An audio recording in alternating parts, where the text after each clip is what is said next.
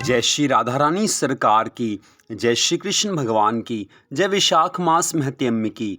मंदिर श्री बंसी वाले महात्मा यूट्यूब चैनल की ओर से आज हम आपको विशाख मास महत्म्य के 19वें अध्याय की परम सुंदर कथा को सुनाने जा रहे हैं, जो कि इस प्रकार है। श्रुतिदेव ब्राह्मण आगे की कथा का वर्णन करते हुए कहने लगे हैं कि हे राजन, विशाख मास महत्म्य का फल और भी सुनो। पांचाल देश के राजा भूरी यश का पुत्र पुरुयशा नाम वाला अत्यंत पुण्यात्मा तथा बुद्धिमान था। पिता की मृत्यु होने पर वह राजा बना। वो धर्म पूर्वक पृथ्वी का राज्य करता था, परंतु पूर्व जन्म में उसने जल दान नहीं किया था। इस कारण उसकी सब संपत्ति नष्ट हो गई। इस प्रकार उसको बलहीन देखकर उसके कई शत्रु राजाओं ने उस पर आक्रमण कर दिया। बेचारा राजा पराजित होकर अपनी शिखनी रानी और कुछ साथियों सहित पर्वत की एक ऐसी गुफा में छिप गया जिसका रास्ता कोई नहीं जानता था। राजा ने बड़ी व्याकुलता से वहां पर 53 वर्ष व्यतीत किए। अब राजा के मन में ये चिंता उत्पन्न हुई कि मैं जन्म और कर्म से तो शुद्ध हूँ, मैंने जन्म भी अच्छे कुल में लिया, परंतु ना जाने मेरे सब पौरुष कहाँ गए। मैंने ऐसा कौन सा पाप कर्म किया है जिससे यह घोर दरिद्रता और पराजय हुई तथा वनवास के दुख सहने पड़ रहे हैं। इस प्रकार चिंता से व्याकुल होकर राजा ने खीन चित्त से अपने सर्वज्ञ गुरु मुनिश्रेष्ठ याज और उपयाज का स्मरण किया। राजा के आह्वान करने पर दोनों बुद्धिमान मुनीश्वर वहां पर आए हैं। उन्हें देखकर पांचाल प्रिय नरेश सहसा उठकर खड़े हो गए और बड़ी भक्ति के साथ गुरु के चरणों में मस्तक रखकर प्रणाम किया है। फिर वन में पैदा होने वाली शुभ सामग्रियों के द्वारा उन्होंने उन दोनों का पूजन किया और विनीत भाव से पूछा है कि हे विप्रवरों, मैं गुरु चरणों में भक्ति रखने वाला हूँ। मुझे किस कर्म से ये दरिद्रता, कोष हानि और शत्रुओं से पराजय प्राप्त हुई है? किस कारण से मेरा वनवास हुआ और मुझे अकेले रहना पड़ा? मेरे ना कोई पुत्र है, ना भाई है और ना हितकारी मित्र ही है। मेरे द्वारा सुरक्षित राज्य में ये बड़ा भारी अकाल कैसे पड़ गया? ये सब बातें विस्तार पूर्वक मुझे बताइए। राजा के इस प्रकार पूछने पर वे दोनों मुनि श्रेष्ठ कुछ देर ध्यान मग्न होकर इस प्रकार कहने लगे हैं कि हे राजन, तुम पहले के 10 जन्मों तक महापापी व्याध रहे हो। तुम सब लोगों के प्रति क्रूर और हिंसा परायण थे। तुमने कभी लेश मात्र भी धर्म का अनुष्ठान नहीं किया। इंद्रिय संयम तथा मनोनिग्रह का तुम में सर्वथा अभाव था। तुम्हारी जीवा किसी प्रकार भी भगवान विष्णु के नाम को नहीं लेती थी। तुम्हारा चित्त गोविंद भगवान के चरणार विंदों का चिंतन नहीं करता था और तुमने कभी मस्तक नवाकर परमात्मा को प्रणाम नहीं किया। इस प्रकार दुरात्मा व्याध का जीवन व्यतीत करते हुए तुम्हारे 9 जन्म पूरे हो गए।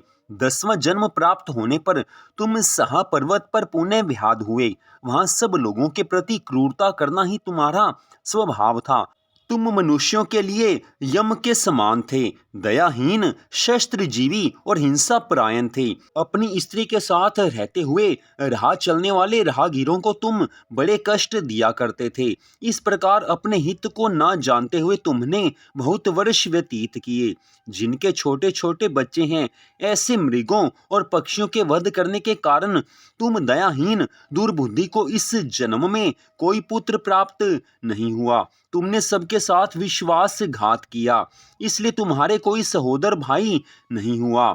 मार्ग में सबको पीड़ा देते रहे, इसलिए इस जन्म में मित्र रहित हो। साधु पुरुषों की तिरस्कार से शत्रुओं द्वारा तुम्हारी पराजय हुई है। तुमने कभी दान पुण्य नहीं किया और इस दोष के कारण तुम्हारे घर में दरिद्रता आई है। तुमने दूसरों को सदा उद्वेग में डाला, इसलिए तुम्हें दूसरा वनवास मिला है। सबके अप्रिय होने के कारण तुम्हें ऐसा दुख मिला है। तुम्हारे क्रूर कर्मों के फल से ही इस जन्म में मिला हुआ राज्य भी छिन गया है।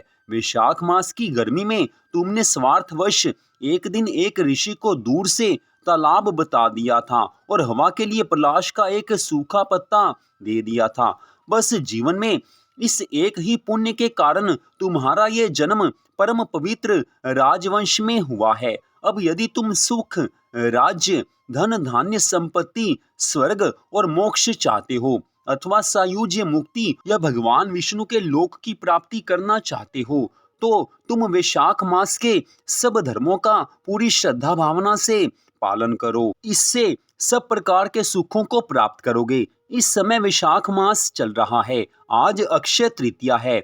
आज तुम विधि पूर्वक स्नान और भगवान लक्ष्मीपति की पूजा करो। यदि अपने समान ही गुणवान पुत्रों की अभिलाषा करते हो तो सब प्राणियों के हित के लिए प्याऊ लगवाओ।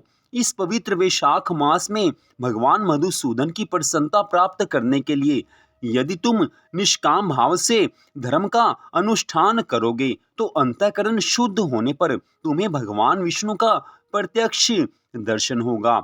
ऐसा कहकर राजा की अनुमति ले उनके दोनों ब्राह्मण पुरोहित याज और उपयाज जैसे आए थे वैसे ही चले गए। उनसे उपदेश प्राप्त करके महाराज पुरुयशा ने वैशाख मास के संपूर्ण धर्मों का श्रद्धापूर्वक पालन किया और भगवान मधुसूदन की आराधना की।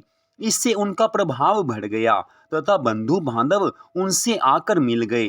तत्पश्चात वे मरने से बची हुई सेना को साथ लेकर बंधुओं सहित पांचाल नगरी के समीप आए हैं। उस समय पांचाल राजा के साथ राजाओं का पुनः युद्ध हुआ है। महारथी पुरुयशा ने अकेले ही समस्त महाभाऊ राजाओं पर विजय प्राप्त कर ली। विरोधी राजाओं ने भागकर विभिन्न देशों के मार्गों का आश्रय लिया है। विजयी पांचाल राज ने भागे हुए राजाओं के कोष 10 करोड़ घोड़े, 3 करोड़ हाथी, 1 अरब रथ, 10,000 ऊंट और 3 लाख खच्चरों को अपने अधिकार में करके अपनी पुरी में पहुंचा दिया। वैशाख मास के धर्म के पालन मात्र से राजा के सब मनोरथ पूर्ण हुए हैं और पांचाल देश में आज फिर से सुकाल आ गया है। भगवान विष्णु की प्रसन्नता से इस वसुधा पर उनका एक छत्र राज्य हुआ और गुरुता, उदारता आदि गुणों से युक्त उनके 5 पुत्र हुए जो धृष्ट कीर्ति, धृष्ट केतु, धृष्ट धुम्न, विजय और चित्रकेतु के नाम से प्रसिद्ध थे। धर्म पूर्वक प्रतिपालित होकर समस्त प्रजा राजा के प्रति अनुरक्त हो गई। इससे उसी क्षण उन्हें वैशाख मास के प्रभाव का निश्चय हो गया। तब से पांचाल राज भगवान विष्णु की प्रसन्नता के लिए वैशाख मास के सब धर्मों का निष्काम भाव से बराबर पालन करने लगे। उनके इस धर्म से संतुष्ट होकर श्री हरि विष्णु भगवान जी ने अक्षय तृतीया के दिन उन्हें अपना प्रत्यक्ष दर्शन दिया है। उन्हें परम सुख की प्राप्ति हुई है। तो आज की इस कथा का यहीं पर विश्राम होता है। इस कथा में स्पष्ट बताया गया है कि वैशाख मास के धर्मों के पालन करने मात्र से संसार में सभी तरह के सुख संपत्ति आनंद प्राप्त होते हैं और भगवान के दर्शन भी मिल जाते हैं और मनुष्य को इस जन्म के पश्चात भगवान के धाम की प्राप्ति होती है। राजा पुरुयशा के साथ यही सब कुछ हुआ है। तो आज की इस परम सुंदर कथा को सुनने के लिए आप सबका हार्दिक धन्यवाद। वैशाख मास महत्म की कथाओं को प्रतिदिन आप अवश्य सुनें और वैशाख मास के सब धर्मों का पालन कीजिए। भगवान की पूरी कृपा अवश्य प्राप्त होगी ही होगी। तो आप सबका फिर से धन्यवाद। भगवान श्री राधा कृष्ण जी की, भगवान श्री लक्ष्मी नारायण जी की वैशाख मास महत्म की अनंत कृपा सदा आप सब पर, आपके परिवार पर बनी रहे। इसी मंगल कामना के साथ जय श्री राधा रानी सरकार की, जय श्री कृष्ण भगवान की, जय श्री लक्ष्मी नारायण जी भगवान की, जय वैशाख मास महत्म की। जय जय श्री राधे, जय जय श्री राधे, जय जय श्री राधे श्याम।